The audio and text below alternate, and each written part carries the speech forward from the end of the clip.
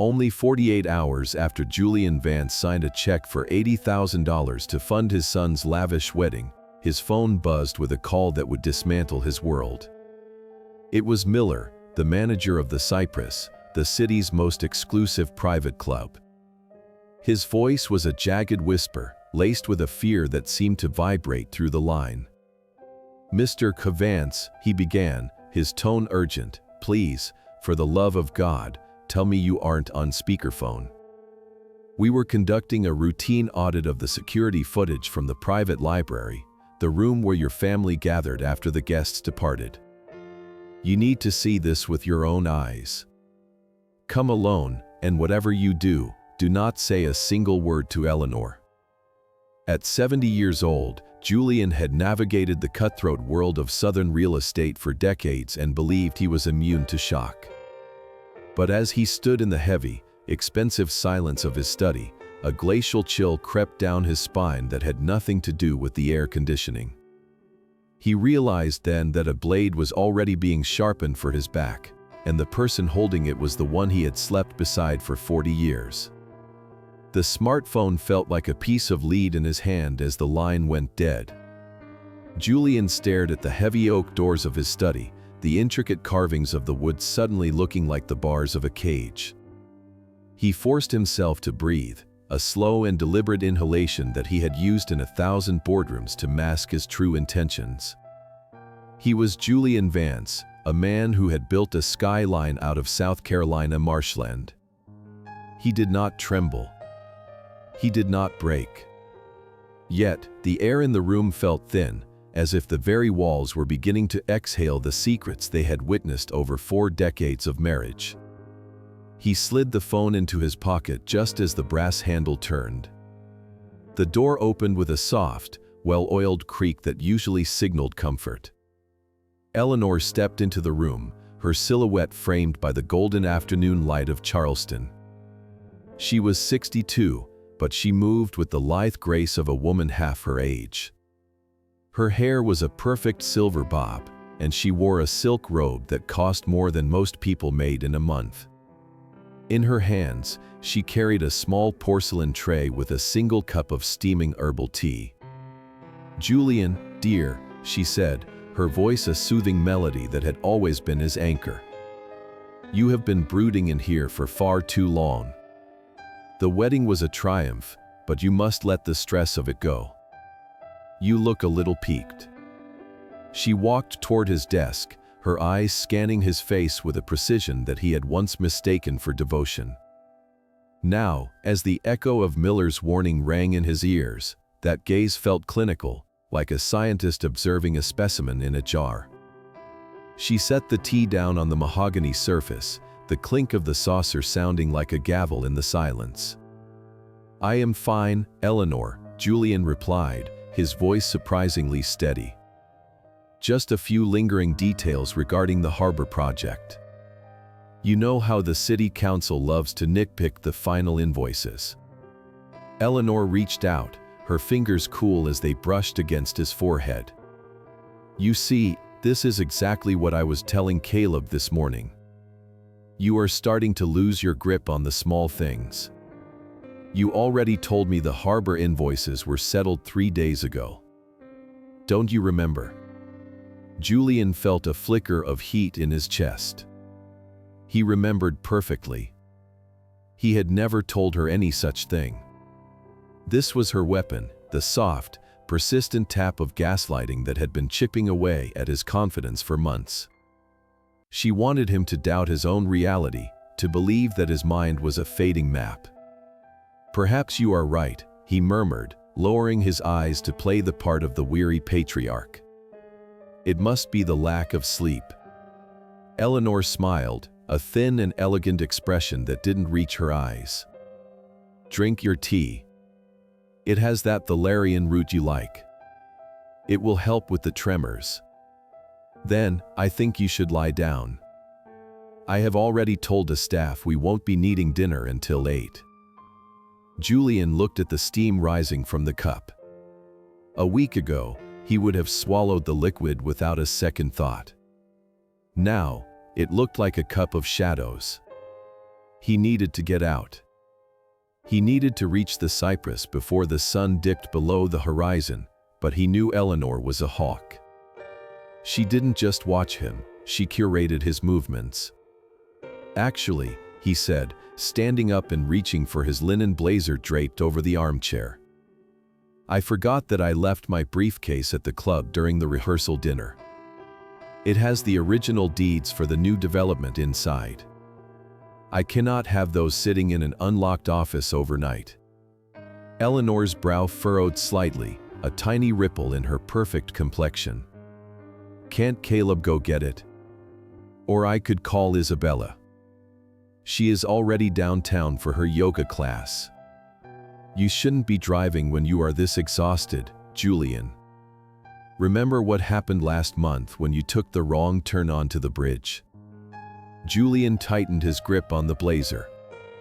The bridge incident had been another one of her fabrications, a story she had told so convincingly to their son that Caleb had nearly taken away his car keys. "I need the fresh air, Eleanor. And I need to verify the documents myself. I will be back within the hour." He didn't wait for her to argue. He moved past her, catching the faint, cloying scent of her lavender perfume. It was a smell that had always meant home, but now it felt like the scent of a funeral. As he walked down the grand staircase, he could feel her eyes on his back.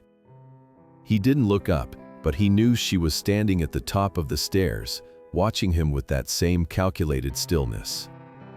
He stepped out into the humid heat of the driveway. His silver sedan sat waiting, a monument to his success. As he backed out of the gates of the Vance estate, he glanced up at the window of his study. Eleanor was standing there, the porcelain cup still in her hand, her face a pale mask against the glass. She wasn't waving. She wasn't smiling. She was simply observing the departure of the man she intended to erase. The drive to the city center took 20 minutes, but to Julian, it felt like an eternity. Every stoplight was a barrier, every pedestrian a witness to his internal collapse. He pulled into the rear entrance of the Cypress, a discreet brick building that had served as the playground for the Southern elite for over a century. Miller was waiting by the service door, his face pale and his hands tucked deep into his pockets. The manager didn't speak.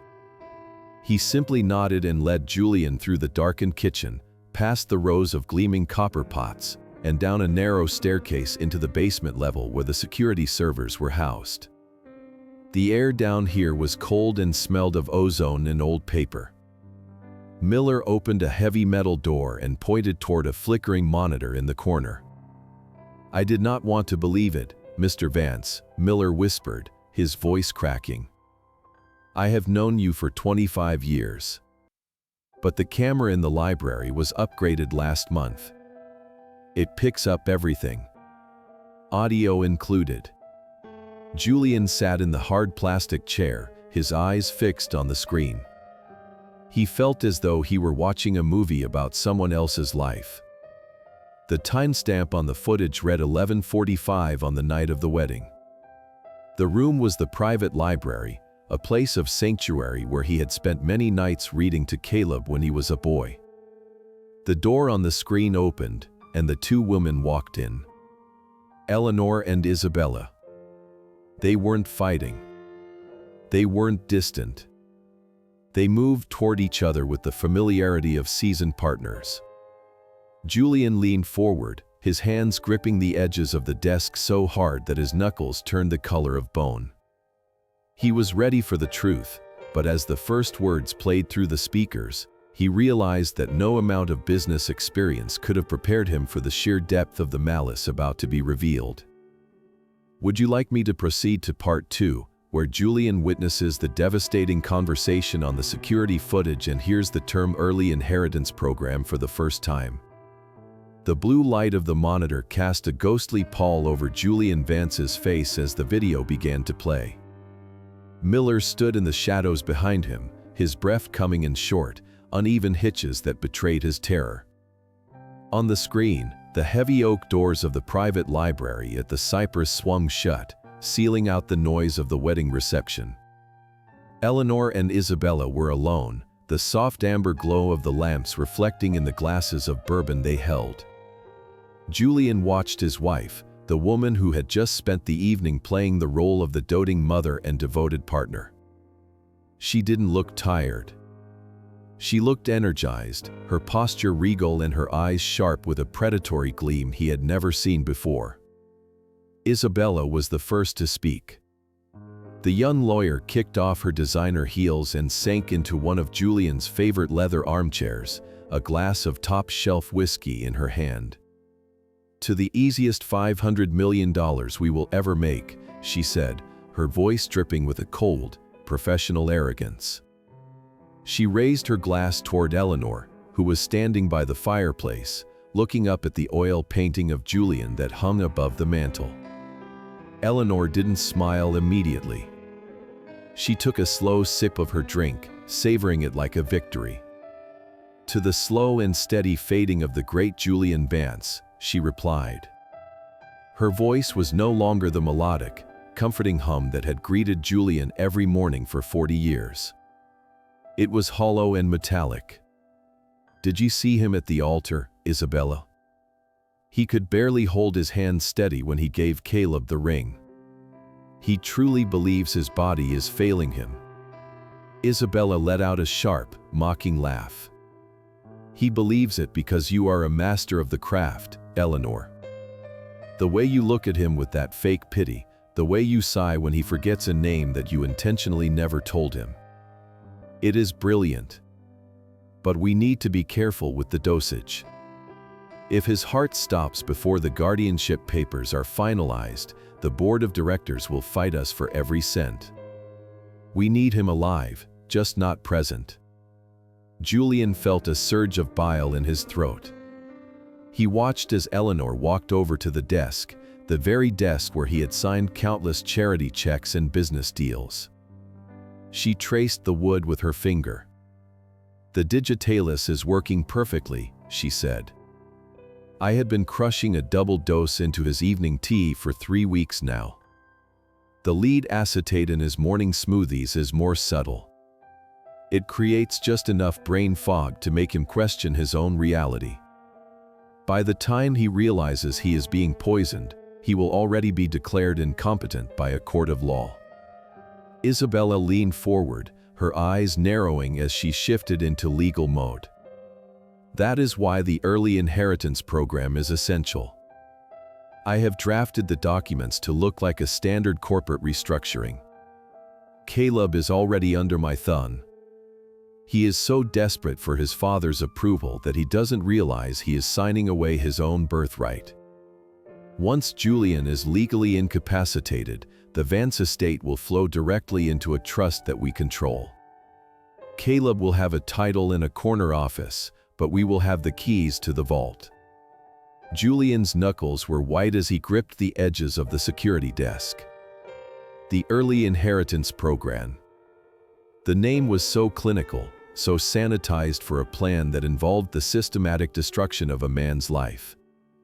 He was being treated like an asset to be liquidated, a hurdle to be cleared. He watched his daughter-in-law, a woman he had welcomed into his family with open arms, discuss his mental decline as if it were a quarterly earnings report. "And what about the bishop?" Isabella asked, her voice dropping to a conspiratorial whisper. "Does Marcus know the full extent of the timeline?" Eleanor turned away from the camera, but her voice remained clear. "Marcus knows exactly what he needs to know. He has his own interests to protect, and he has been a silent partner in this family's secrets for longer than you have been alive. He will provide the spiritual justification for Julian's retirement. When the Bishop of Charleston tells the community that Julian Vance is no longer fit to lead, no one will dare to question it." The footage continued for several more minutes, showing the two women laughing as they discussed which properties they would sell first and which jewels Eleanor would keep for herself. They talked about Julian as if he were already a ghost, a lingering shadow that only needed to be exorcised from the mansion. Miller reached out and paused the video, the frozen image of Eleanor's triumphant face staring back at Julian from the screen. The room was silent except for the hum of the cooling fans in the server rack. Julian sat motionless, the cold from the basement floor seeping into his bones. He realized that the tremors in his hands weren't just a side effect of the poison anymore. They were the result of a terrifying, absolute clarity. His life had been a carefully constructed theater, and the people he loved most were the directors of his tragedy. "Is it enough, Mr. Vance?" Miller asked, his voice barely audible. Julian stood up, his movements stiff but purposeful.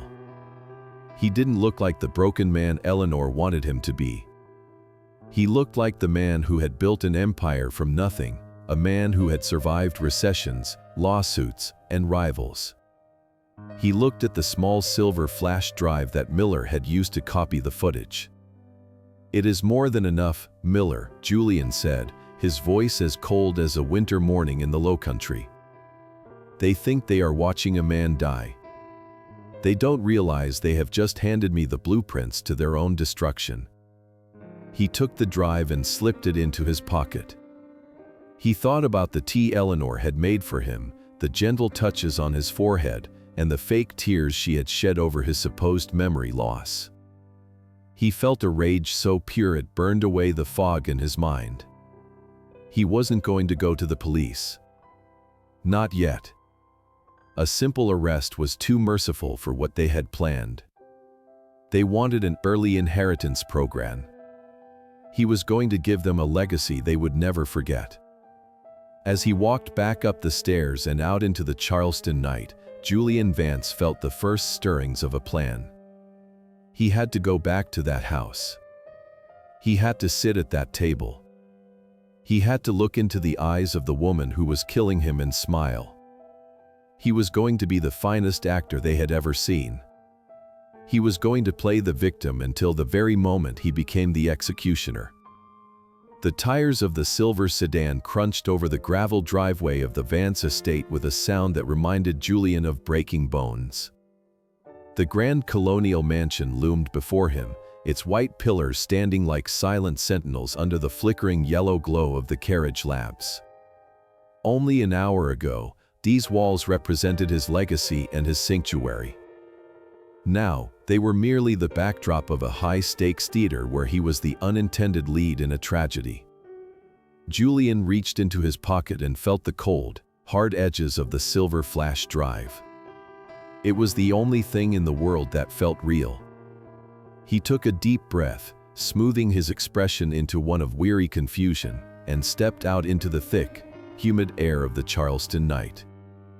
As he pushed open the heavy front doors, the scent of lavender and expensive floor wax hit him with a sickening familiarity. Eleanor was waiting in the foyer, framed by the sweeping curves of the twin staircases. She was no longer in her silk robe but had changed into a navy blue cocktail dress that accentuated her poise. She held a glass of white wine in one hand and a small leather-bound planner in the other. Her face was a masterpiece of manufactured concern. "Julian, thank God you are back," she said, her voice trembling with just the right amount of frantic energy. "I have been calling you for the last 40 minutes. Where on earth have you been?" Julian let his shoulders slump, allowing his briefcase to hang loosely at his side. He leaned slightly on the mahogany console table as if he needed the support to remain upright. "I went to the club, Eleanor. I told you, I needed the deeds from my office." Eleanor walked toward him, her footsteps silent on the Persian rug. She reached out and placed a cool hand on his cheek, her thumb tracing the line of his jaw in a gesture that Julian now recognized as a hunter checking the pulse of its prey. "The club, Julian. I called Miller at the Cypress 20 minutes ago. He said he hadn't seen you all evening. He said you never showed up." Julian felt a jolt of ice in his veins. Miller was playing the game. The manager had lied to cover for him, keeping the secret of their basement meeting safe. Julian blinked several times, forcing a look of glazed disorientation to wash over his eyes. He rubbed his temples with a trembling hand. That is impossible. I was there. I remember the smell of the old books in the library. I remember talking to someone in the hall. Eleanor sighed, a long and mournful sound that seemed to carry the weight of 1,000 sorrows. Oh, Julian. This is exactly what the doctor warned us about. You are beginning to lose the thread of time. You didn't go to the club, darling. You missed the luncheon with Bishop Marcus and the board members. We waited for you for 2 hours at the Magnolia Grill. Marcus was so disappointed. He said your absence was another sign that the burden of the estate is becoming too much for you to carry alone. There had been no luncheon. Julian knew this with absolute certainty. He had checked his digital calendar before leaving the study, and it was blank. He had been a shark in the real estate market for 50 years, and his memory for appointments was legendary. But here she was, weaving a new reality out of thin air, attempting to convince him that his own mind was a traitor. The Magnolia Grill, Julian repeated, his voice thin and cracking. I must have forgotten. I thought the meeting was next Thursday. Eleanor stepped closer, her perfume cloying and suffocating. It is okay, dear. Caleb is in the den with Isabella right now. They are very worried. Isabella thinks we need to move the timeline up for the corporate restructuring. She says it is no longer safe for you to be making executive decisions when you can't even remember where you spent your afternoon. She took the briefcase from his hand, setting it aside as if he were a child who could no longer be trusted with his toys. Come into the kitchen, she murmured, guiding him by the elbow. You need to eat something. I have a fresh pot of tea waiting. I put a little extra of the herbal blend in it to help settle your nerves. You have been so agitated lately. Julian allowed himself to be led, his feet shuffling across the hardwood floors. As they entered the kitchen, he saw Isabella sitting at the marble island, her laptop open and a series of legal documents spread out before her. She looked up, her sharp, intelligent eyes scanning him for any sign of resistance. Beside her stood Caleb, his son, who looked away with a mixture of guilt and exhaustion. Dad, Caleb said, his voice thick. Mom says you got lost again.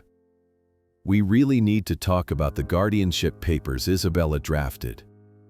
It is for your own protection. We don't want the harbor project to fall apart because of a few missed signatures. Julian sank into the chair Eleanor pulled out for him. He looked at the three of them, his family, his heirs, his executioners. He saw the way Isabella's hand hovered near a pen, ready to force his signature the moment he showed enough weakness. He saw the way Eleanor watched him as she poured the steaming tea into a china cup, her movements graceful and lethal. I feel a bit foggy, Julian whispered, leaning his head back and closing his eyes to hide the burning rage that threatened to spill out. Perhaps you are right. Perhaps the early inheritance program is the best way to ensure the Vance name stays strong. He saw Isabella and Eleanor exchange a quick, triumphant glance through the reflection in the polished black backsplash. They thought they had him. They thought the poison and the lies had finally eroded the foundation of the man who built Charleston. Drink, Julian, Eleanor urged, pushing the cup toward him. It will clear your head. Julian picked up the cup, his hands shaking violently enough to make the liquid slosh against the rim. He brought it to his lips but paused, feigning a sudden, dry cough. He reached for a napkin, and in the split second that he turned his head, he let the tea spill into the thick fabric of his sleeve and the dark folds of his blazer. He lowered the cup, the bottom of it now empty. Better, he croaked, wiping his mouth. I think I need to sleep now. My head is spinning. Eleanor beamed, a saintly glow returning to her features. Of course, darling. Caleb, help your father up to his room. Isabella and I will finish the final audit of the trust accounts. Julian allowed Caleb to hoist him up. As they walked toward the stairs, Julian felt the weight of his son's arm around his shoulder. He wondered if Caleb knew about the poison, or if he was just another puppet in Eleanor's masterfully directed play. He reached his bedroom and waited for the door to click shut. The moment he was alone, Julian dropped the act.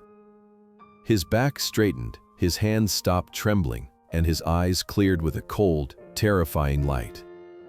He walked to the hidden safe behind the portrait of his father and placed the silver flash drive inside.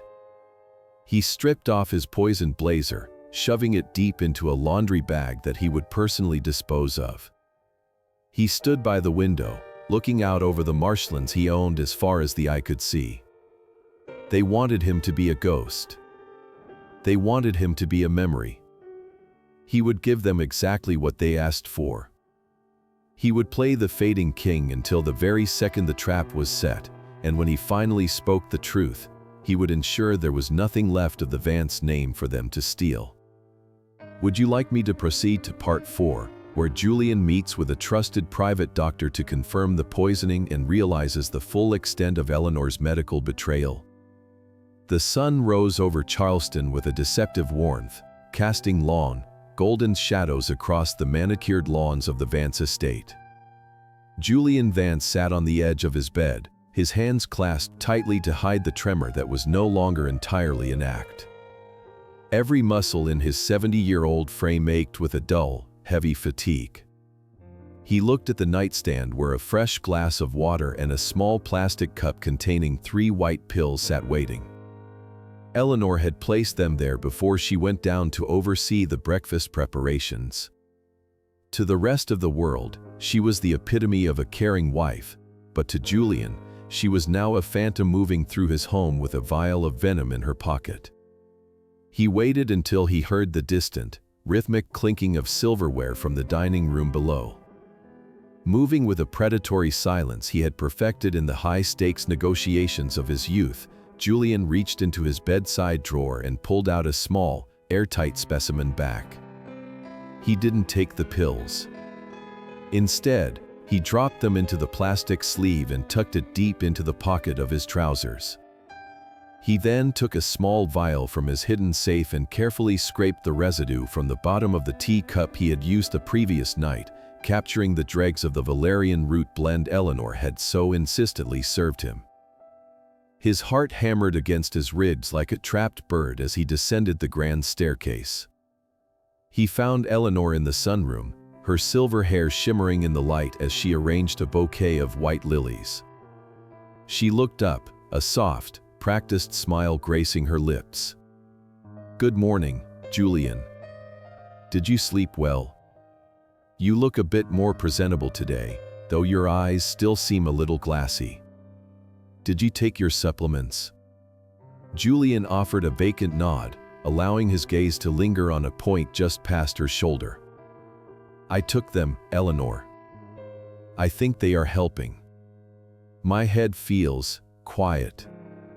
Eleanor walked over and straightened his collar, her touch lingering on his neck in a way that made his skin crawl. "Good. We have a very busy afternoon. Isabella is coming over with the final notary documents for the trust. We want to get everything settled before your appointment with the specialist on Monday." "I actually have to head out for a bit," Julian said, his voice carefully devoid of its usual authority. "I promised old Silas at the shipyard I would stop by to look at the new hull designs. It is a tradition, Eleanor. 40 years of traditions don't just stop because of a little fatigue." Eleanor's expression tightened, the mask of the doting wife slipping for a fraction of a second to reveal the cold calculator beneath. "Julian, you know you shouldn't be driving. What if you have another one of your episodes? Let Caleb take you." "Caleb is still asleep," Julian replied, injecting a note of stubborn, senile pride into his tone. "I can manage the 3-mile drive to the docks. I need to feel the salt air. It helps the fog." He didn't wait for her permission. He walked out to the garage, his movements deliberate and slightly sluggish. He knew she was watching him from the sunroom window, her mind likely weighing the risk of his independence against the suspicion of forced restraint might cause.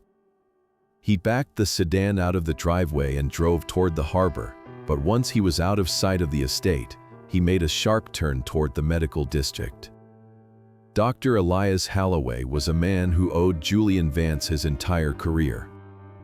30 years ago, Julian had funded the research grant that saved Holloway's clinic from bankruptcy, and they had shared a quiet, professional bond ever since. The doctor was waiting in a private laboratory at the back of his practice, his face etched with a profound, somber concern. "Julian, you sounded urgent on the phone," Holloway said, his voice low as he accepted the specimen bags. "What is going on?" "I need a full toxicology screen, Elias," Julian replied, his voice finally regaining its natural, gravelly steel. "Check the pills for digitalis. Check the T-dregs for heavy metals, specifically lead acetate. And I need you to draw my blood right now. I need a rush order. No records on the main server. No insurance filings. This stays between us." The doctor's eyes widened, but he didn't ask the questions Julian wasn't ready to answer. He worked with a silent efficiency, drawing vials of dark red blood and labeling the samples with a pseudonym. Julian sat in the sterile, white chair, staring at the periodic table on the wall. He felt like a man standing on a dissolving bridge, watching the water rise toward his feet. 4 hours later, Holloway returned to the small consultation room. He looked as though he had aged a decade in the span of an afternoon. He placed a thick manila folder on the desk and sat down, his hands trembling slightly as he adjusted his glasses. "Julian, I don't know how to tell you this," Holloway began, his voice barely a whisper. "Your blood levels are a map of a slow execution." "Tell me," Julian commanded, his eyes fixed on the folder. "We found high concentrations of digitalis in the pills you provided. In small doses, it is a heart medication. In the amounts you have been taking, it induces nausea, blurred vision, and profound confusion. But that isn't the worst of it. The T residue tested positive for lead acetate. It is an old, sweet-tasting poison. It is nearly impossible to detect without a specific screen because the symptoms mimic the onset of early dementia or late-stage Alzheimer's. The brain fog, the memory loss, the tremors, they aren't natural, Julian. They are being manufactured." Julian felt a cold, crystalline calm settle over his soul. The confirmation didn't break him, it anchored him. "So, the goal isn't to kill me," he said, more to himself than to the doctor. "Not immediately," Holloway agreed.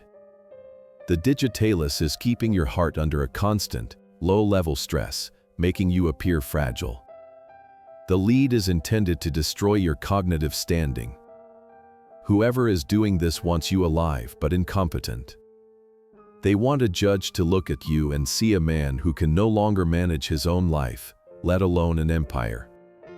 Another month of this, Julian, and the damage to your nervous system would have been permanent. You would have been a prisoner in your own mind." Julian stood up, the chair scraping harshly against the linoleum floor.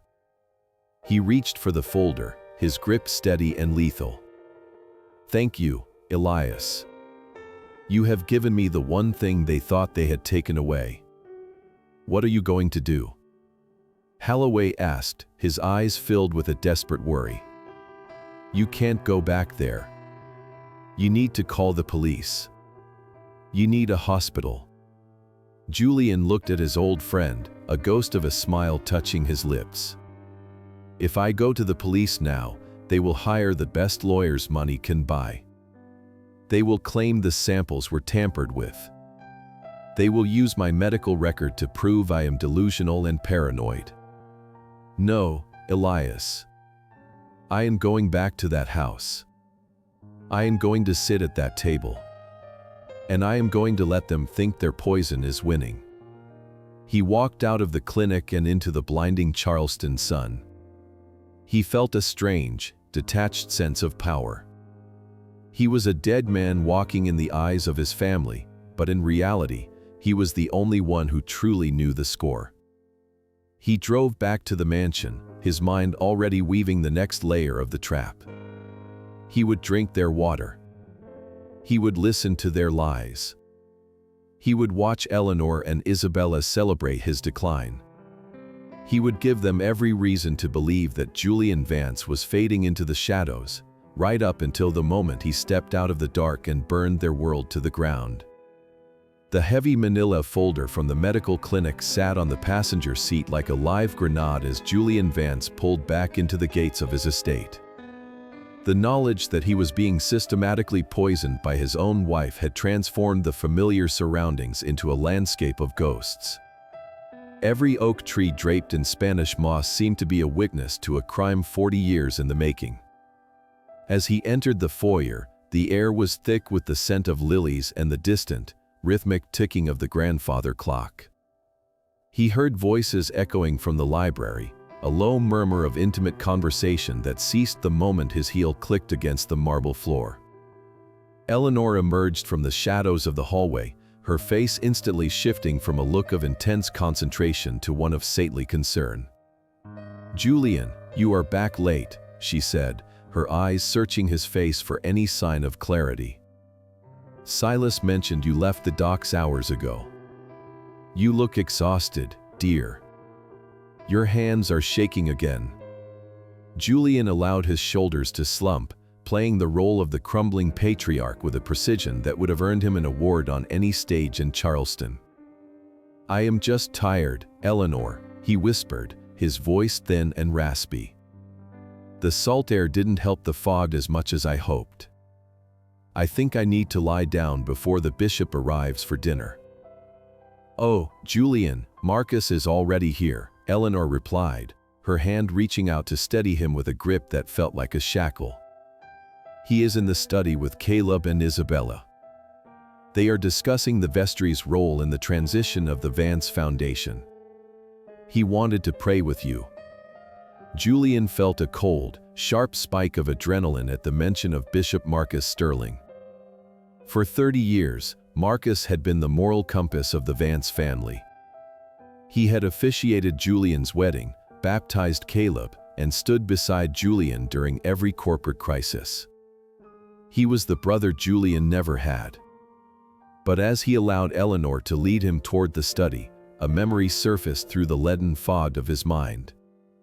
He remembered a night 25 years ago, a summer gala where he had found Marcus and Eleanor in the darkened garden.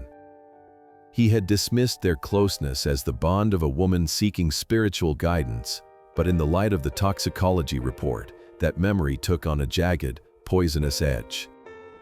He entered the study to find Marcus standing by the window, his liturgical robes replaced by an expensive charcoal suit. Beside him stood Caleb, who was looking at a set of blueprints with Isabella. The resemblance between his son and the bishop had always been dismissed as a quirk of shared mannerisms, a result of Marcus being a constant presence in the boy's life. But now, as Julian watched them side by side, the similarities in the slope of the brow and the specific, arrogant set of the jaw were undeniable. "Julian, my friend," Marcus said, stepping forward with his arms open. His voice was a rich, comforting baritone that had once brought Julian peace. Now, it sounded like the hiss of a serpent. "We were just telling Caleb that his vision for the Vance legacy is exactly what this city needs. It is time for you to rest and let the next generation take the mantle." Julian sank into his leather chair, the very chair where he had sat while Marcus coached him on being a godly father. "I suppose you are right, Marcus," he murmured. "The clay must be molded by those with the strength to hold the weight." He stayed for 10 minutes, just long enough to witness the easy, silent communication between Eleanor and Marcus, a language of glances and nods that excluded him entirely. When he finally excused himself, claiming a sudden headache, he didn't go to his bedroom. He slipped into the guest suite where Caleb and Isabella had been staying since the wedding. The room was a mess of designer luggage and discarded wedding gifts. Julian moved with a silent, desperate speed. He went straight to the vanity and found Caleb's silver-backed hairbrush. He pulled several coarse, dark hairs from the bristles and placed them into a sterile plastic bag. He spent the next hour in his private darkroom, a hobby he had abandoned years ago that now served as his secret sanctuary. Using a rapid DNA collection kit he had acquired through a high-end security firm weeks earlier, he prepared the samples.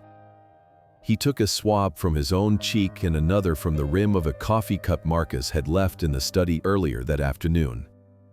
The wait was an agonizing descent into the abyss of his own history. He sat in the red glow of the darkroom, the chemicals smelling of vinegar and old regrets.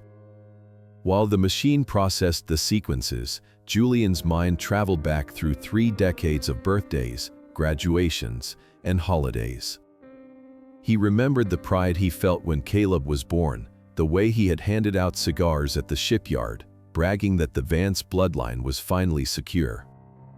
He remembered Marcus standing over the baptismal font, declaring that the child belonged to the Lord. The irony was a physical weight, crushing the air from his lungs. The machine emitted a soft, clinical beep. Julian stood up, his legs feeling like lead. He looked at the monitor. The screen displayed a series of complex genetic markers, a map of human existence reduced to a set of percentages. He scrolled down to the bottom of the report, his heart hammering a frantic rhythm against his ribs. Probability of paternity for Julian Vance, 0%. Julian closed his eyes, a silent roar of agony trapped in his throat. 32 years of fatherhood, 32 years of sacrifice and love, all built on a foundation of sand. He had raised a child who was not his own. He had poured his life into a legacy that belonged to the man who called him brother. He scrolled further down, comparing Caleb's markers to the sample taken for Marcus's cup. Probability of paternity for Marcus Sterling, 99.9%. The world seemed to tilt on its axis. The bishop hadn't just stolen his wife, he had stolen Julian's future. He had planted his own seed in Julian's house and watched as Julian watered it with his own sweat and blood. And now, they were all working together to kill him, to take the very empire he had built for a son who was a walking monument to his betrayal. Julian stood in the darkness, the red light casting a demonic glow over his features. The fog of the lead poisoning seemed to evaporate, replaced by a crystalline, absolute rage. He was no longer a husband. He was no longer a father. He was a man with nothing left to lose and a sovereign who had been betrayed in his own court. He tucked the report into his blazer alongside the toxicology results. The game had changed. They thought they were disposing of a senile old man. They didn't realize they were sharpening the blade of a man who now had every reason to watch them burn. He walked out of the darkroom, his back straight and his hand no longer trembling. He had 1 week until the ceremony at the cathedral. 1 week to prepare the pyre. He would drink Eleanor's tea. He would listen to Marcus's prayers. And when the time came, he would ensure that the Vance name died with him, leaving the 3 of them with nothing but the ashes of their own greed. Would you like me to proceed to part 6, where Isabella begins to tighten the legal trap and Julian prepares a secret counterstrike in the trust documents? Monday morning arrived with the relentless tolling of the church bells from St. Michael's, a sound that usually brought Julian Vance a sense of order but now sounded like a countdown to his own execution. He sat behind the massive mahogany desk in his study, the room smelling of old leather and the faint, bitter scent of the tea Eleanor had delivered moments ago. He had already disposed of the liquid into a hidden container beneath his chair, but he allowed his body to slump, his head lolling slightly to the side to maintain the illusion of a man losing his grip on the physical world. The door opened without a knock. Isabella entered, her high heels clicking against the hardwood with a predatory rhythm. She carried a thick leather portfolio embossed with the gold Vance crest, her face set in a mask of professional efficiency that barely concealed her hunger. She did not wait for an invitation to sit. She simply took the chair opposite Julian and spread a series of documents across the desk as if she were laying out a deck of cards. "Good morning, Julian," Isabella said, her voice sharp and lacking the sugary veneer Eleanor favored. "I have the final drafts for the Vance Family Legacy Protection Act. Given the episode you had yesterday at the shipyard, Caleb and I agree that we cannot wait until next month. We need your signature on the power of attorney and the asset management transfer today." Julian blinked slowly, letting his eyes wander aimlessly across the room before settling on her face. "The harbor project," he murmured, his voice cracking with a feigned frailty. "I need to check the harbor invoices first, Isabella." Isabella let out a sharp, impatient breath. "We have moved past the invoices, Julian. We are talking about the survival of the firm. If the city council sees you in this state, they will pull our permits by sunset. These papers give me the authority to handle the legal filings while Caleb manages the operations.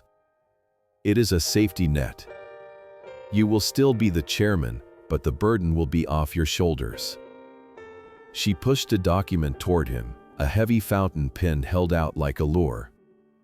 It was a general power of attorney, but as Julian scanned the dense, single-spaced legal jargon, he saw the true nature of the trap. It wasn't just management. It was a total divestment. It granted Isabella the right to sell, transfer, or liquidate any asset in the Vance portfolio without a second signature. She was asking him to hand her the keys to his empire while he was still breathing. Julian reached for the pen, his hands shaking with a violent, rhythmic tremor. He watched Isabella's eyes. They were fixed on the tip of the pen, her pupils dilated with a feverish avarice. She was so blinded by the proximity of $500 million that she didn't notice the subtle, calculated way Julian adjusted the stack of papers. "I don't know, Isabella," Julian whispered, his breath coming in shallow hitches. "What if I get better? The doctor said I just need rest." Isabella leaned across the desk, her voice dropping to a low, manipulative hiss. "Julian, look at your hand. You can barely hold a pen. You are tired. You are confused. Let us take care of the stress so you can spend your time with Eleanor in peace. Don't you want to protect what you built?" Julian looked at the document. Hidden deep within the section titled Grantor Intent, he had spent the previous night preparing a counterstrike. He had drafted a page that looked identical to the original but contained a single, devastating clause buried in a paragraph about fiduciary responsibility. The clause stated that the power of attorney was contingent upon a 60-day forensic audit and would be automatically revoked if any criminal conspiracy against the grantor was discovered by a third-party investigator. To an arrogant lawyer like Isabella, who believed she was dealing with a senile old man, it was a detail she would never expect him to have the mental acuity to insert. "I suppose it is for the best," Julian said, his voice a ghost of a sound. He signed his name, the signature sprawling and uneven, exactly like a man whose nervous system was under attack. He did it 3 times, on 3 different documents, ensuring the manipulated pages were the ones that bore the ink. Isabella snatched the papers back the moment the ink was dry, her face breaking into a triumphant, ugly smile. "You have made the right choice, Julian. Caleb will be so relieved." "I need to rest now," Julian said, leaning his head back and closing his eyes. "The fog is coming back." Isabella didn't offer a word of comfort. She simply tucked the portfolio under her arm and walked out, her heels sounding like a victory march. Julian stayed in a chair until the sound of her footsteps faded. He waited until he heard the front door close and the roar of her car engine as she sped away to file the papers. The moment he was alone, the tremors stopped. Julian sat upright, his eyes clearing with a cold, terrifying light. He reached into his desk and pulled out a burner phone he had acquired 2 days ago. He dialed the number he had memorized 40 years ago. "Sterling," Julian said when the line connected. "I have given her the bait. She thinks she owns the kingdom. Start the clock on the Omega Protocol. I want the liquidation of the Coastal Holdings to begin at midnight. And Sterling, tell the private investigator to follow Bishop Marcus. I want to know exactly where he meets Eleanor when they think I am sleeping." Julian hung up and looked at the oil painting of himself on the wall. They thought they were taking an early inheritance, but they were actually signing their own death warrants. Isabella had the power of attorney, but she didn't know that Julian had already begun the process of turning his empire into a desert. By the time the 60-day clause was triggered, there would be nothing left for her to manage but a mountain of debt and the evidence of her own greed. He was the sovereign, and even a dying king knew how to ensure his throne was never occupied by traitors. Would you like me to proceed to Part 7, where the tension builds during a high-stakes family dinner with Bishop Marcus, and Julian begins to plant the seeds of suspicion among the conspirators? The dining room of the Vance estate was a cavern of flickering shadows and cold silver, the air heavy with the scent of roasted lamb and the cloying sweetness of the lilies Eleanor had placed on the sideboard. Julian sat at the head of the table, his posture slumped and his gaze fixed on the mahogany surface as if he were trying to remember the purpose of the fork in his hand. Across from him sat Bishop Marcus Sterling, his presence radiating a polished, ecclesiastical authority that felt like a shroud. To Julian's right, Eleanor played the part of the perfect hostess, her silver hair gleaming under the crystal chandelier, while Caleb and Isabella sat opposite her, their faces illuminated by a hungry, restless anticipation. Marcus began the meal with a prayer, his voice a rich and hollow baritone that filled the room. "Lord," he intoned, his eyes closed in a performance of deep piety, "we thank you for the life of Julian Vance, for his stewardship and his strength. We ask for your guidance as the light of his days begins to soften into twilight, and we pray for those who must now step forward to carry the burden he can no longer bear." Julian kept his head bowed, but his jaw was clenched so tightly it ached. He listened to the man who had stolen his wife and fathered his son pray for his demise, and it took every ounce of his will not to upend a table. When the prayer ended, Eleanor leaned over and patted Julian's hand, her touch cold and lingering. "Are you with us, dear?" she whispered, her voice a sugary needle. Marcus was just saying how beautiful the transition ceremony will be. Julian lifted his head, his eyes glassy and unfocused. "The transition," he repeated, his voice thin and cracking. "Yes. The fading light. Marcus is right. I can feel the shadows growing longer every hour." He looked around the table, seeing them not as his family, but as vultures waiting for the final pulse of his heart. Isabella was already checking her phone under the table, likely monitoring the stock prices she believed she now controlled. Caleb refused to meet his eyes, his guilt buried under a layer of expensive bourbon. "I have been thinking about my legacy," Julian continued, his words slow and rhythmic. 50 years of building Charleston. I have decided that a simple signature in a lawyer's office is not enough for a Vance. This community needs to see the passing of the torch." Eleanor paused, her wine glass halfway to her lips. "What are you suggesting, Julian?" "I want to hold a grand ceremony this coming Sunday," Julian said, his voice gaining a strange, hollow strength. "At the cathedral. In front of the board of directors, the vestry, and the people of this city.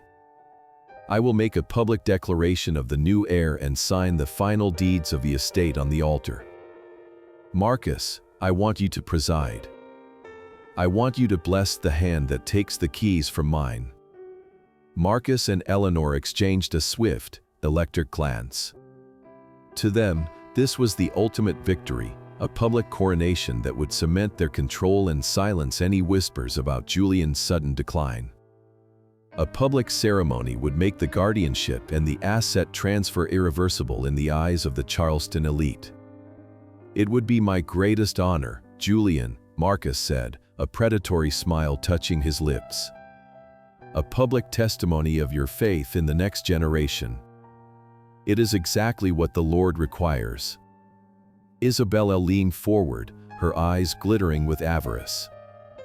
"We can have the media there, Julian. We can broadcast it as a celebration of the Vance legacy.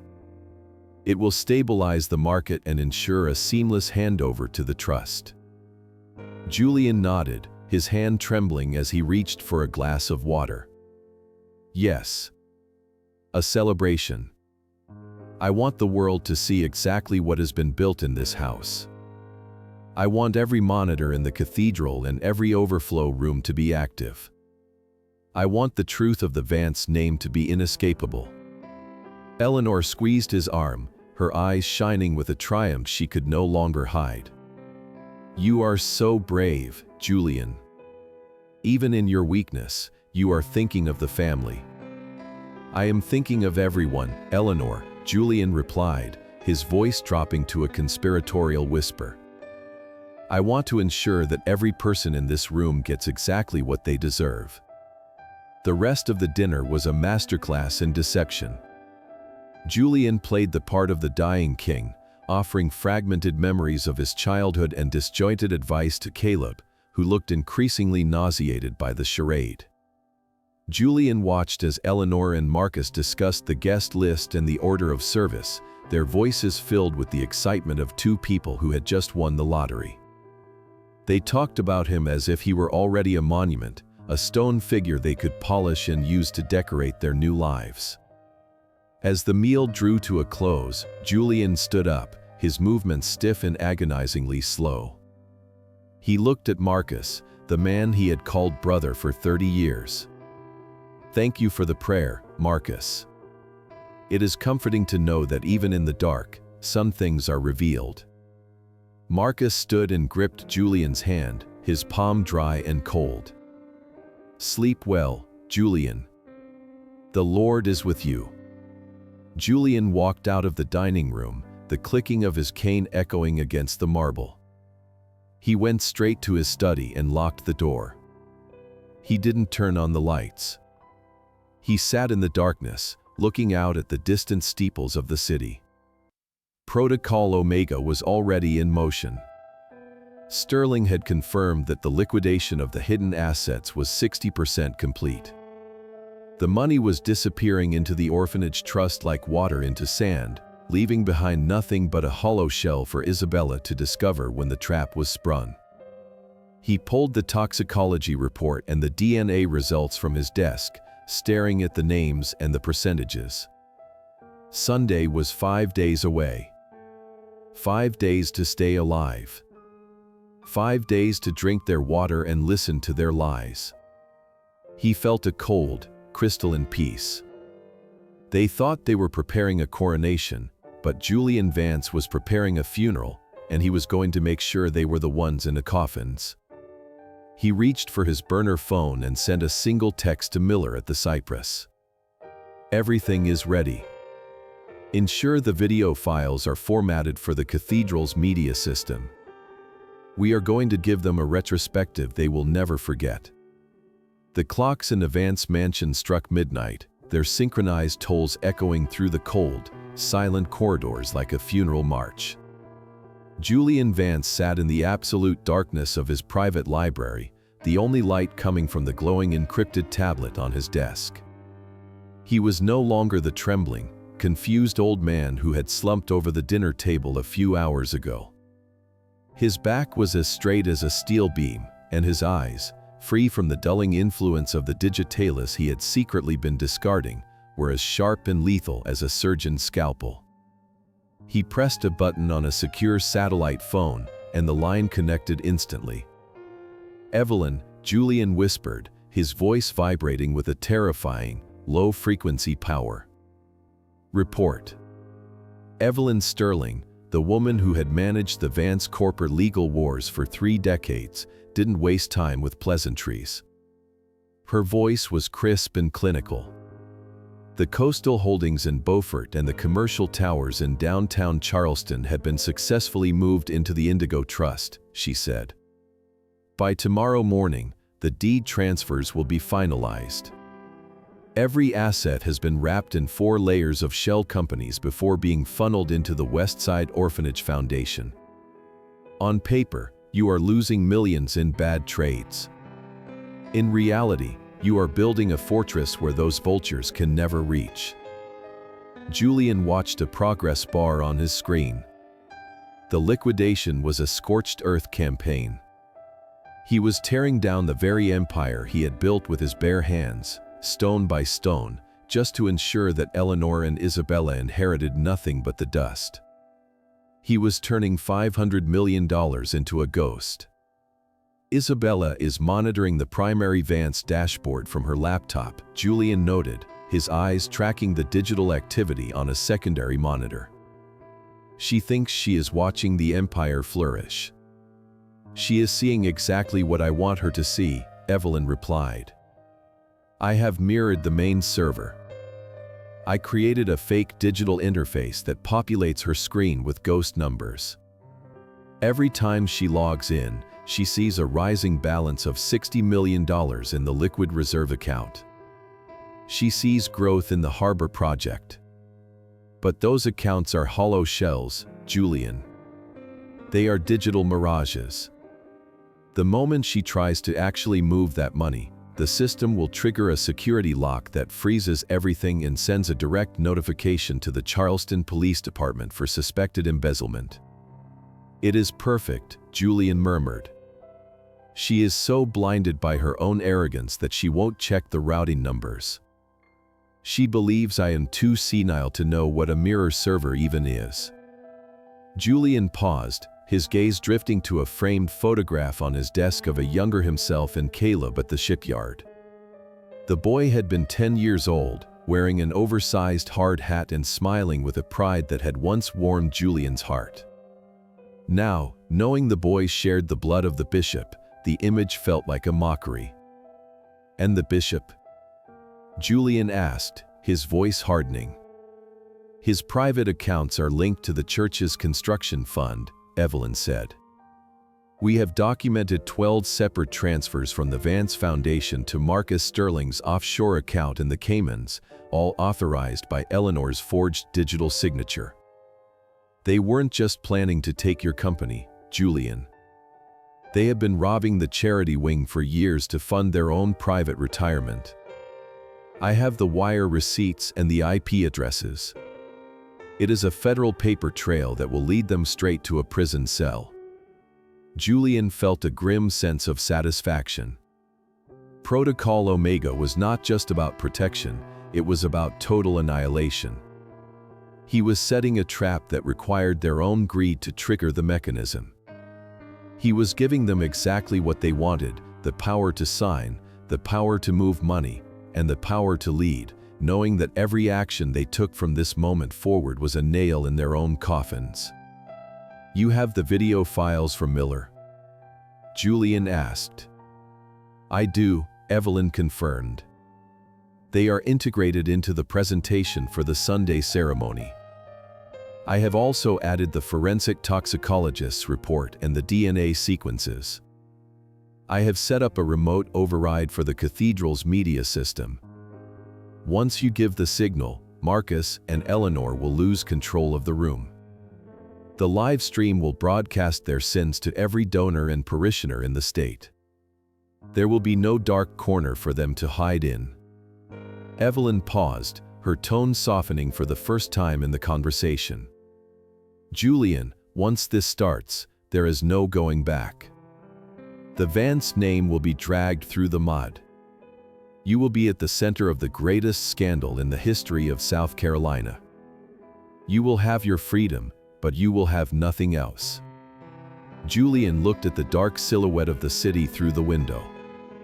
He saw the steeples of the churches and the lights of the bridges he had helped build. He had spent his life protecting a name that was a lie and a family that was a nest of vipers. I have spent 40 years living in a house of cards, Evelyn, Julian said, his voice as cold as the Atlantic. I would rather stand in the ruins of the truth than live another day in the comfort of their deception. Let the name burn. I am the one who lit the match. He ended the call and closed the tablet. He sat in the silence for a long time, listening to the house. He could hear the faint, muffled sound of Isabella laughing in the guest wing, likely celebrating her newfound power. He could hear Eleanor moving in the master suite, probably preparing another dose of lead for his morning tea. They thought they were the hunters, and they thought he was the prey, a senile old king waiting to be dethroned. They didn't realize that a sovereign who has nothing left to lose is the most dangerous man on earth. Julian reached into his drawer and pulled out a single, unpoisoned glass of water. He drank it slowly, savoring the purity of it. Sunday was coming. The stage was being set, the audience was being invited, and Julian Vance was ready to play his final, devastating hand. He was going to give them the early inheritance program they had dreamed of, but the only thing they would be inheriting was the wreckage of their own lives. Would you like me to proceed to part 9, where the morning of the ceremony arrives and Julian prepares for his final entrance at the Charleston Cathedral? Sunday morning arrived with a blinding, relentless heat that seemed to simmer off the historic cobblestones of Broad Street. The Cathedral of St. John the Baptist stood as a monumental fortress of brownstone and stained glass, its spires piercing a cloudless blue sky. It was the most prestigious stage in Charleston, and today, it was the site of a coronation that the entire city had been whispered about for weeks. Outside the grand arched entrance, a line of polished black sedans stretched toward the horizon, and news crews from every major network were positioned like sentinels along the sidewalk. They were all there to witness the formal abdication of Julian Vance, the man who had owned the skyline for nearly half a century. Julian sat in the back of the lead limousine, his face a pale, static mask of exhaustion. He leaned heavily on his silver-headed cane, his hands performing a rhythmic, trembling dance that had become his trademark over the last few days. Beside him, Eleanor was a vision of calculated purity, dressed in a custom ivory lace suit that suggested both mourning and majesty. She looked like a queen mother preparing to ascend a throne that was not yet empty. She spent the entire drive checking her reflection in a small gold compact, her eyes bright with a feverish, triumphant light. "You look wonderful, Julian," Eleanor whispered, her voice a soft, poisonous caress as the car pulled up to the cathedral steps. "Just a few more hours of strength, dear. The world is watching. We want them to remember you as a man who knew when to let go with dignity." Julian offered a vacant, wandering nod, his gaze fixed on the floor mats of the car. "I just want to sit down, Eleanor. The bells are too loud. My head is spinning." "Good," Isabella said from the jump seat opposite them, her voice sharp and devoid of empathy. "The more disoriented you look, the less anyone will question the necessity of the transfer. I have the notary and the board members seated in the front row. The moment the bishop gives the blessing, you will sign." Everything is ready for the digital filing. The car door opened, and a wall of humid air and camera flashes hit them like a physical blow. Julian allowed Caleb to hoist him out of the vehicle, playing the part of the frail, fading patriarch to perfection. As he began the slow, agonizing walk up the cathedral steps, the crowd fell into a respectful, somber silence. He could hear the whispers of the onlookers, voices filled with pity for the Lion of Charleston who had finally lost his roar. He didn't look at them. He kept his eyes on the heavy oak doors, his mind repeating a single phrase: the higher the pedestal, the harder the fall. Inside, the cathedral was a cavern of cool stone and flickering candlelight. The air was thick with the scent of expensive perfume and ancient incense. 500 members of the South Carolina elite sat in the pews, their heads turning in a slow, synchronized wave as the Vance family processed down the center aisle. Julian caught the eye of Bishop Marcus Sterling, who stood at the high altar in robes of brilliant gold and white. Marcus offered a benevolent, fatherly smile, the smile of a man who believed he had successfully buried his sins beneath 30 years of lies. Julian was guided to a seat of honor in the front row, directly beneath the massive LED screens that had been installed for the cathedral's modern outreach programs. He sat down, his breath coming in shallow, ragged hitches. He looked up at the screens, which currently displayed a static image of the Vance Family Foundation logo. He reached into his pocket and felt the small, cold device that Evelyn Sterling had given him. It was a remote bridge, a hidden piece of technology that allowed her to bypass the cathedral's local media server and take control of every pixel in the building from her parked SUV 2 blocks away. Eleanor sat beside him, her hand gripping his arm with a strength that was almost painful. She leaned in, her breath smelling of peppermint and ambition. "Look at them, Julian," she murmured, gesturing toward the crowded pews. "They are all here for us. They are here to see the Vance legacy continue through Caleb. You should be proud." "I am seeing everything, Eleanor," Julian replied, his voice suddenly regaining a fraction of its old, gravelly depth. "More than you know." The service began with a thunderous organ processional that made the very floorboards vibrate. Bishop Marcus stepped to the pulpit, his voice a rich, authoritative baritone that filled every corner of the sanctuary. "We are gathered here today not for a funeral," Marcus boomed, his arms spread wide, "but for a celebration of stewardship. We are here to witness a noble man, Julian Vance, fulfill his final duty to his family and his God by passing the torch to those he has raised in his image." Isabella leaned forward, her eyes fixed on the leather-bound portfolio that sat on a small table next to the altar. Inside were the deeds, the trust transfers, and the final power of attorney documents. She looked at Julian, her face a mask of predatory hunger. She was already mentally liquidating the assets, unaware that the 60-day forensic audit clause Julian had slipped into the papers would soon become her cage. Julian looked at the back of the cathedral. He saw Evelyn Sterling slip into a pew near the exit, her laptop open but hidden beneath a program. She looked up and met his gaze, giving him a singular, imperceptible nod. The Trojan horse was inside the walls. The media feed was locked. The live stream, currently being watched by over 10,000 people across the state, was primed. As the bishop began a sermon about the sanctity of the bloodline and the importance of inheritance, Julian felt a strange, detached peace. He watched Eleanor, who was nodding along to Marcus's words, her eyes welling with fake tears of pride. He looked at Caleb, the boy who was not his son, who was about to be given a kingdom of glass. The irony of the setting was not lost on him.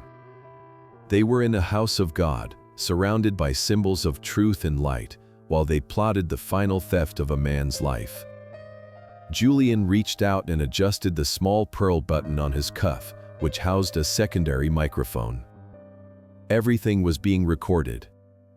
Every whisper, every smirk of triumph, every cold directive from Isabella. He looked at the bishop, who was now beckoning him to stand and approach the altar for the formal signing. "It is time, Julian," Eleanor whispered, helping him to his feet. "Go and give them what they want." Julian stood, his cane clicking sharply against the marble floor.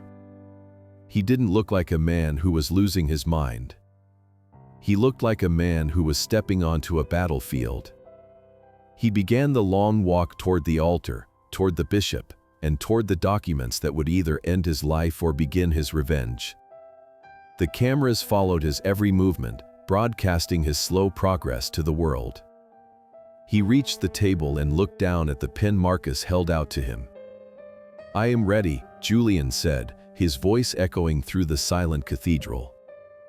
"I am ready for the world to see the true heart of the Vance family." He turned his head and looked directly into the lens of the primary news camera. At that moment, 2 blocks away, Evelyn Sterling hit the enter key. The static logo on the massive LED screens flickered, the light shifting from a worn gold to a cold, clinical blue. The stage was set, the audience was silent, and the sovereign was ready to deliver his final, devastating decree.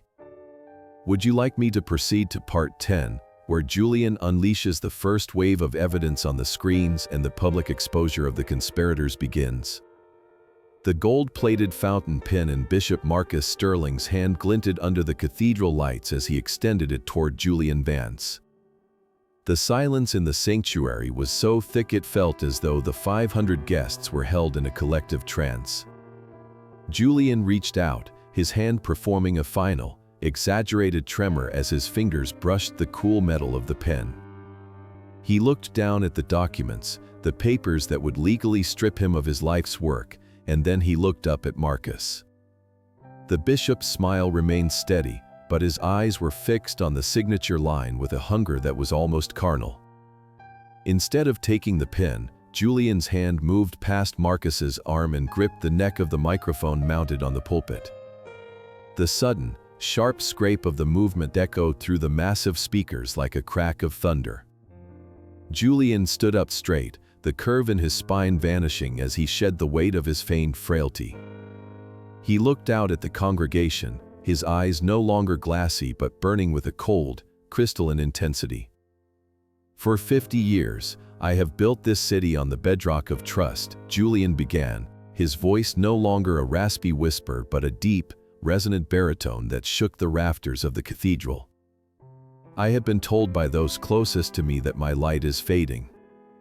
I have been told that my mind is a dark room where the doors are slowly closing." Eleanor stood up in the front row, her face a mask of sudden, frantic confusion. "Julian, dear, you are confused," she said, her voice high and trembling with a manufactured panic that she directed at the crowd. "The stress is too much for him. Marcus, help him down." Marcus stepped forward, his hand reaching for Julian's shoulder. "Julian, brother, let us pray and finish this transition in peace. You are not yourself." Julian stepped back from the bishop's reach, his gaze never leaving the primary news camera.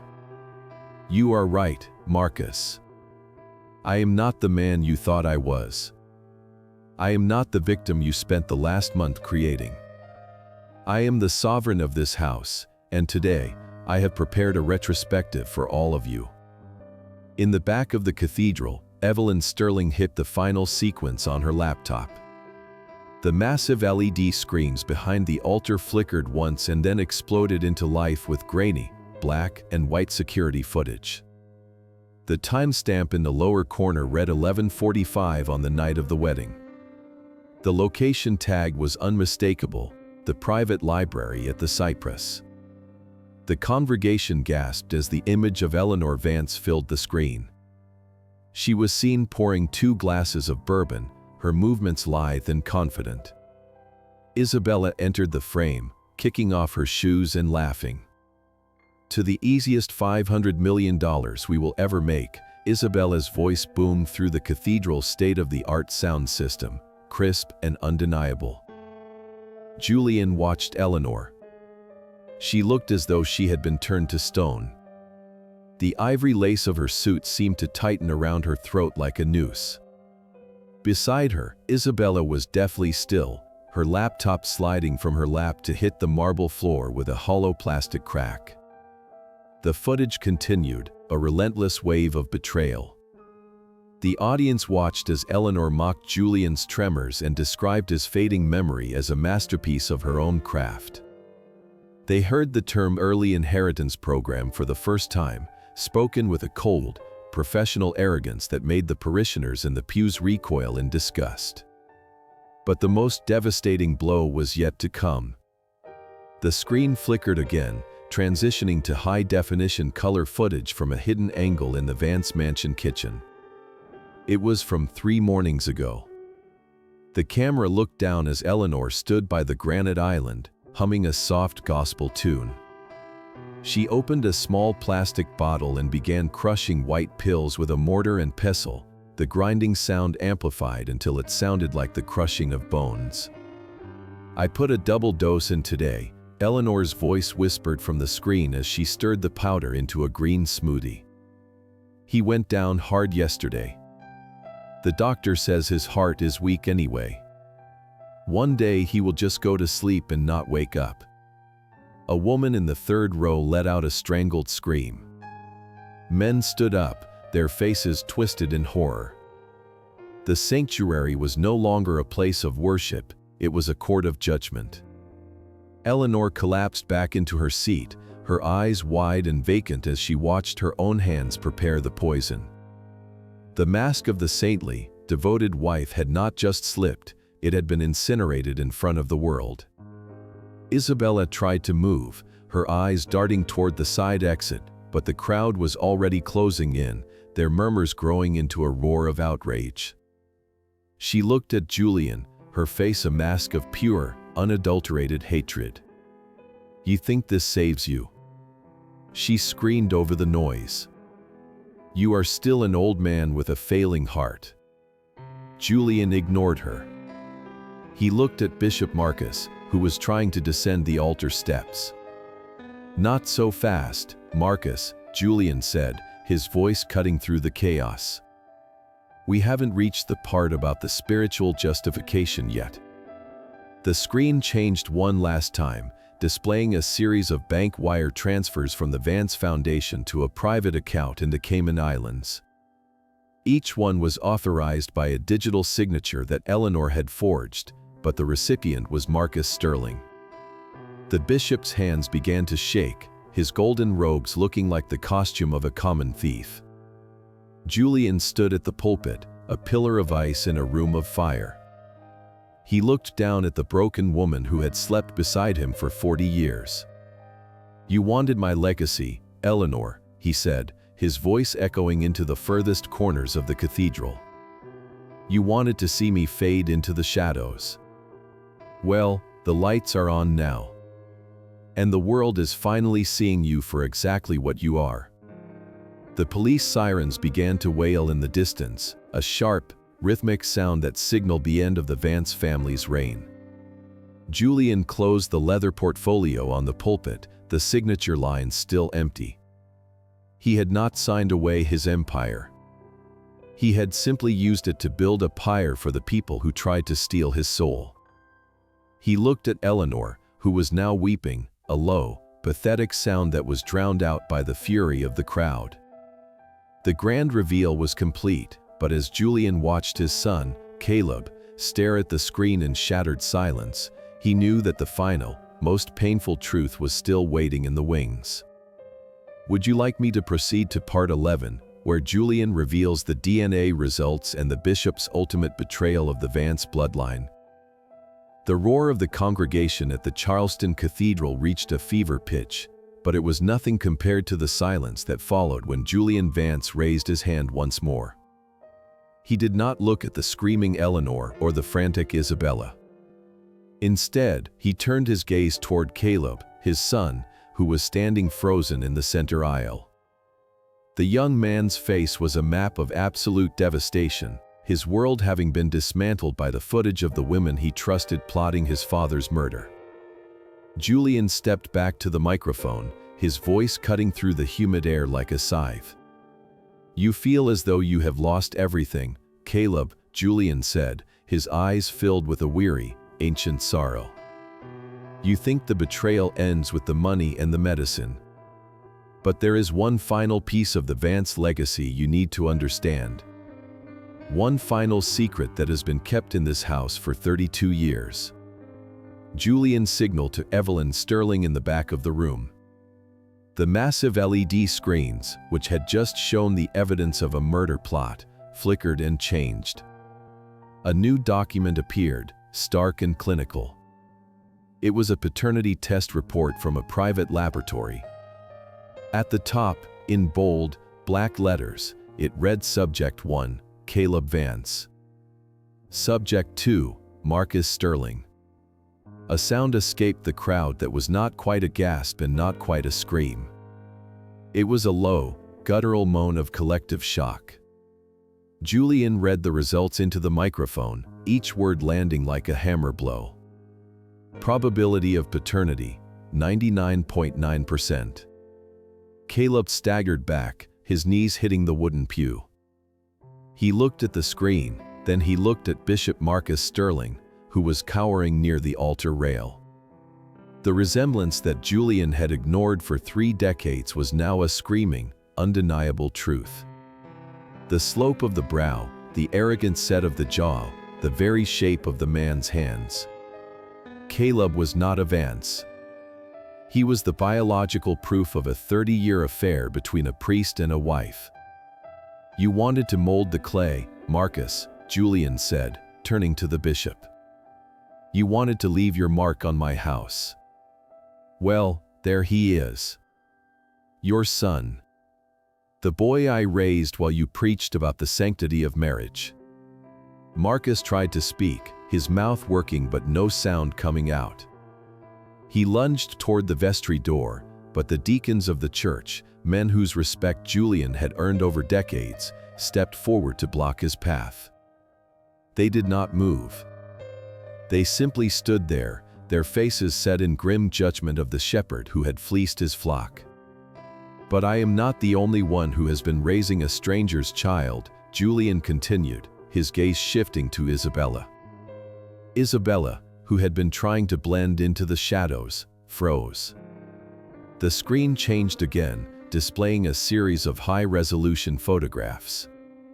They showed Isabella entering a budget motel on the outskirts of the city, meeting a young, muscular man in a gym tank top. The final image was a prenatal DNA report.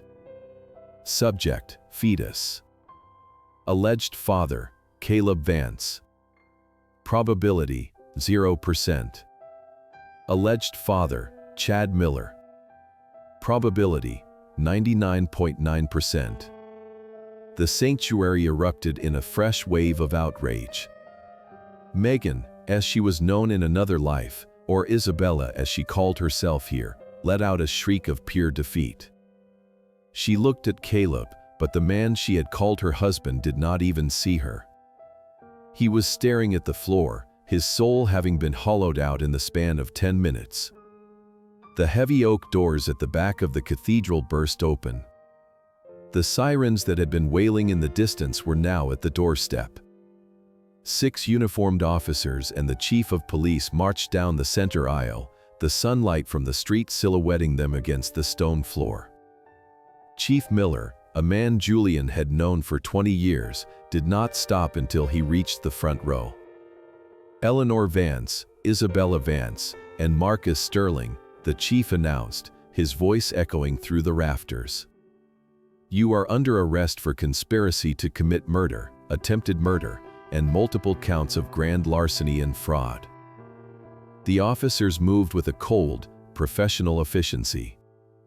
Julian watched as they snapped the silver handcuffs onto Eleanor's wrists. She did not fight. She sat there staring into nothingness, her mind finally broken by the weight of the exposure. Marcus Sterling was dragged from the altar, his golden robes catching on the wood, looking like a common thief being hauled from a crime scene. Isabella fought, screaming about her rights and her pregnancy, but the officers showed no mercy as they marched her out past the pews of people she had intended to rob. The cathedral was quiet now, the only sound being the distant, fading wail of the police cars. Julian walked down the altar steps, his cane clicking sharply on the marble. He stopped in front of Caleb, who was still on his knees in the aisle. "Dad," Caleb whispered, his voice broken. "I am sorry. I didn't know. I swear I didn't know about any of it." Julian looked down at the man he had called his son for 32 years. He felt a ghost of the old love, a lingering warmth for the boy he had taught to ride a bike and the man he had groomed for greatness. But he also remembered the way Caleb had looked away when Isabella pushed the guardianship papers across the desk. He remembered the cowardice in the boy's eyes. "I know you didn't know, Caleb," Julian said, his voice devoid of emotion. "But you were willing to let me disappear as long as the check cleared. You aren't going to jail because you were too weak to be a lead actor in their play. You were just a prop." Julian reached into his jacket and pulled out a single leather-bound checkbook. He ripped out a check he had written the night before and let it flutter down to the floor. Caleb scrambled to pick it up. It was made out to Caleb Vance for the amount of $0. "I told the world I was giving my estate to the person who deserved it," Julian said. "And I have. I liquidated everything yesterday. The company, the houses, the accounts. $25 million has been transferred to the Westside Orphanage. You have 24 hours to vacate the mansion, Caleb. The cars go back to the dealership tomorrow. You are 32 years old, and for the first time in your life, you are going to have to find out who you are without my name and my money." Julian turned his back on the broken man. He walked down the center aisle, his head held high and his step firm. The congregation parted for him like a sea of ghosts. They looked at him with awe and with terror, for they had just seen a sovereign burn his own kingdom to the ground to cleanse it of the rot. Julian walked out of the cathedral doors and into the blinding Charleston sun, leaving the wreckage of his family behind in the shadows of the altar. Julian Vance did not look back as the heavy oak doors of the Charleston Cathedral groaned shut behind him. He could still hear the echoes of Caleb sobbing, the sound of a man who had just realized his entire identity was a hollow shell, but Julian's heart was now a fortress of cold and clear glass. He had spent 70 years building walls for others, only to find he had been a prisoner in his own palace. He walked down the stone steps with a stride that was fluid and strong, the silver-headed cane now merely a souvenir of a battle won. The Charleston sun was no longer a weight on his shoulders, it was a warm blessing on his face. At the curb sat his vintage silver Aston Martin, a machine of chrome and leather that he had purchased with cash just 48 hours prior. He threw the cane into the passenger seat and climbed into the cockpit. He started the engine, and the throaty roar was the sound of a lion reclaiming his territory. He shifted into gear and drove away from the ruins of the Vance name, leaving behind the mansion, the secrets, and the people who tried to steal his soul. The $500 million was gone, transformed into a future for children who truly needed a guardian, and Julian Vance had never felt wealthier in his life. This story of the Vance family serves as a profound reminder that a true legacy is not constructed from bricks, mortar, or bank accounts, but from the integrity we maintain and the respect we earn. It teaches us that blind trust is not always a virtue, and sometimes it can be a liability that those closest to us will exploit. We learn that family is not defined solely by blood or marriage certificates, but by the loyalty and character of those who stand by us in the dark. Julian's journey shows that even at 70 years old, it is never too late to reclaim your life, and that sometimes you must burn your old world to the ground to find the freedom you actually deserve. If this journey of betrayal and ultimate justice touched your heart today, we invite you to subscribe to our channel and hit the like button. Your support allows us to continue crafting these powerful stories that resonate with the human soul. Please share this video with your friends and family to help our community grow. We are deeply curious to know how you felt about Julian's decision at the altar. Have you ever experienced a moment where you had to face a painful truth to find your freedom? Does Julian's story remind you of any real-life situations you have witnessed? We truly value your perspective and hope you will share your thoughts in the comments below so we can hear the reflections from deep within your heart. We wish every one of you watching this video excellent health, a life filled with joy, and peace in every single day. Thank you for spending your time with us. Goodbye for now, and we look forward to seeing you in the next video.